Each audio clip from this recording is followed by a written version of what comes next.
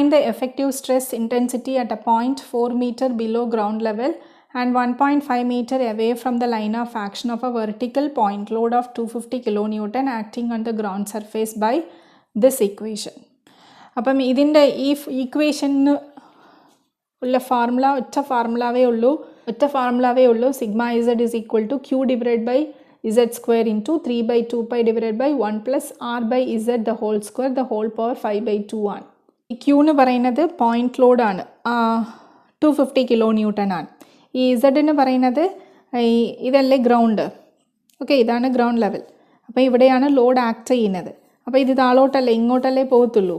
അപ്പോൾ ഏത് ഡെപ്തിലെയാണ് നമ്മൾ ആ സ്ട്രെസ്സ് കാൽക്കുലേറ്റ് ചെയ്യാനുള്ള ആ ഡെപ്താണ് ഇസഡ്. ഈ ആർ എന്ന് പറയുന്നത് horizontal distance from the point load.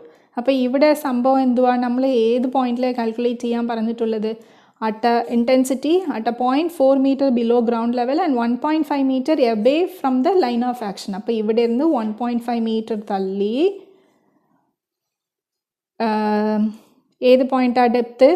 4 meter. അപ്പോൾ ഈ പോയിന്റിലാണ് നമ്മൾ വെർട്ടിക്കൽ സ്ട്രെസ് എന്തുവാണ് കാൽക്കുലേറ്റ് ചെയ്യാൻ പോവുക, സിഗ്മ ഇസഡ് എന്താണ് കാൽക്കുലേറ്റ് ചെയ്യാൻ പോവുക. ഓക്കെ, ചില പ്രോബ്ലമിനകത്ത് ഇത് ഹൊറിസോണ്ടൽ ഡിസ്റ്റൻസ് തരത്തില്ല, വെർട്ടിക്കൽ ഈ ഡെപ്തിൽ നിങ്ങൾക്ക് കാൽക്കുലേറ്റ് ചെയ്യണമെന്ന് പറഞ്ഞാൽ ആർ 0 ആയിരിക്കും. ഓക്കെ, ഇസഡ് മാത്രം സബ്സ്റ്റിറ്റ്യൂട്ട് ചെയ്ത് ആർ 0 ആയിരിക്കും. അപ്പോൾ ഈ ടേം 0 ആയിരിക്കും. ആർ ബൈ ഇസഡ് 0 അല്ലേ, അപ്പോൾ ഇവിടെ 1 മാത്രമേ വരത്തുള്ളൂ. 1 പവർ 5/2 ഇങ്ങനെയാണ് നമ്മൾ കാൽക്കുലേറ്റ് ചെയ്യേണ്ടത്. ഇതുപോലത്തെ പ്രോബ്ലമാണ് മറ്റൊരു ക്വസ്റ്റ്യൻ പേപ്പറിൽ ഞാൻ കണ്ടായിരുന്നു. ഓക്കെ, അപ്പോൾ ഈ ഫോർമുല ഇമ്പോർട്ടൻ്റ് ആണ്. ഓക്കെ, സിഗ്മ ഇസഡിൻ്റെ ഈ ഫോർമുല പഠിച്ചു വയ്ക്കുക. അപ്പോൾ ഇസഡ് നമുക്കറിയാം, ആർ തന്നിട്ടുണ്ട്, ക്യൂ തന്നിട്ടുണ്ട്. അപ്പോൾ ഡയറക്റ്റായിട്ട് ഫോർമുലനകത്ത് സബ്സ്റ്റിറ്റ്യൂട്ട് ചെയ്ത് സിഗ്മ ഇസഡ് കാൽക്കുലേറ്റ് ചെയ്യുക. മനസ്സിലായോ? ഓക്കെ, അപ്പോൾ അടുത്ത പ്രോബ്ലം ഇത് അതുപോലെ തന്നെ, പക്ഷേ ഒറ്റ വ്യത്യാസമേ ഉള്ളൂ. എന്തുവാണെന്ന് വെച്ചാൽ ഇത് സർക്കുലർ റിംഗ് ടൈപ്പ് ഓഫ് ഫൗണ്ടേഷനാണ്. ദ സെയിം ഈക്വേഷൻ, ഇച്ചിരി മാറ്റമുണ്ട്, ഞാൻ പറയാം.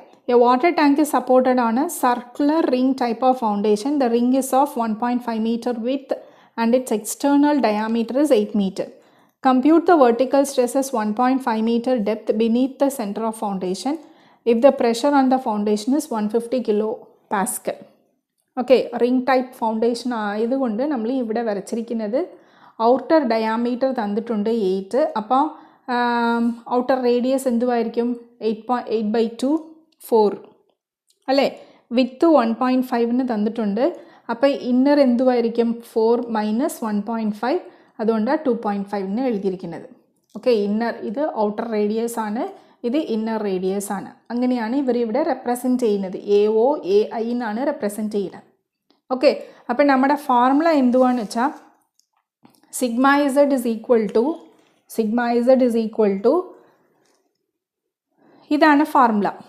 Q into 1 - 1 divided by 1 plus A0 divided by Z the whole square into 3/2 minus Q into 1 - 1 divided by this much. അതായത് outer minus inner, outer stress minus inner stress ആണ് നമ്മുടെ vertical stress calculate.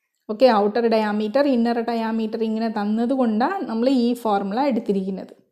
Okay, അപ്പോൾ outer radius എന്തുവാ? 4 meter, inner radius 2.5, depth 1.5ലാണ് അവർ calculate ചെയ്യാൻ പറഞ്ഞിട്ടുള്ളത് vertical stress. അതുകൊണ്ട് നമ്മൾ ഈ വാല്യൂസൊക്കെ ഇതിനകത്ത് സബ്സ്റ്റിറ്റ്യൂട്ട് ചെയ്ത് സിഗ്മ ഇസഡ് കാൽക്കുലേറ്റ് ചെയ്യാം. ഓക്കെ, അല്ല ടീച്ചർ എനിക്ക് ഇത് മൊത്തം എനിക്ക് പഠിക്കാൻ പറ്റില്ല എന്ന് പറഞ്ഞാൽ വേറൊരു ഫോർമുലയോ ഉണ്ട്. എന്തുവാ? അതേ ഫോർമുല തന്നെ, Q into 1 divided by ഈ വാല്യൂ എഴുതുക. ഇത് സിംപ്ലിഫൈ ചെയ്തിട്ടുള്ള ഫോർമുലയാണ് ഇത്. 1 plus AI divided by Z the whole square the whole power 3/2 minus the same formula എഴുതി ഐന് പകരം വോൾട്ടാണ് മതി. സിമ്പിൾ.